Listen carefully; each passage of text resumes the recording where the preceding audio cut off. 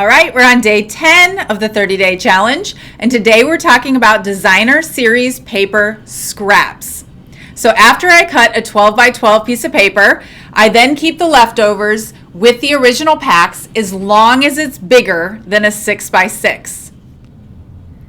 So my DSP that gets cut down to 6 by 6, I then move over here, and I still have this retired Stampin' Up! Die, which is called envelope liner, and it came with 3 in a pack, but this is the biggest size, and it cuts out 6 by 6 pieces of paper. And so for the cards that I sell, I line all of my envelopes with DSP. It's a great way to use up paper that's left over.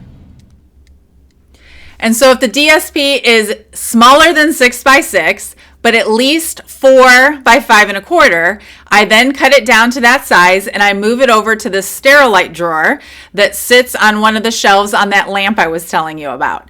So in the 3 drawers, one of them is for DSP, and so it's cut down to 4 by 5 1/4, which makes a good, easy, quick background or potential mat for the front of a card. And then the other 2 drawers are white and vanilla, also cut down to 4 by 5 1/4, so that you can then quickly put them on the inside of a card so you can make sure to write. And then lastly, if DSP is smaller than the 4 by 5 1/4, I just throw it over here in this area. So when I'm done crafting, whatever's left over, because you know we don't throw anything away, I just throw it on top of this box. And these are Huggies boxes from IKEA. I like them because they are cheap, but they also have lids and they can stack on top of each other. So I have 2 inside this cubby, and one is labeled DSP scraps and one is labeled just scraps. So after I'm done crafting, I throw everything on this lid, and then when I have time, I'll go through and sort this pile. So the cardstock scraps, I mentioned in a previous video how I store those, but if it's a piece of DSP like this, I then put it in this bucket.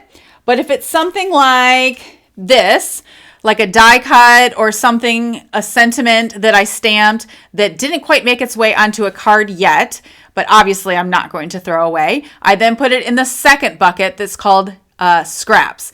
Then when I'm ready to go make a card, I have a whole bunch of things already cut out and ready to go that maybe I can piece together.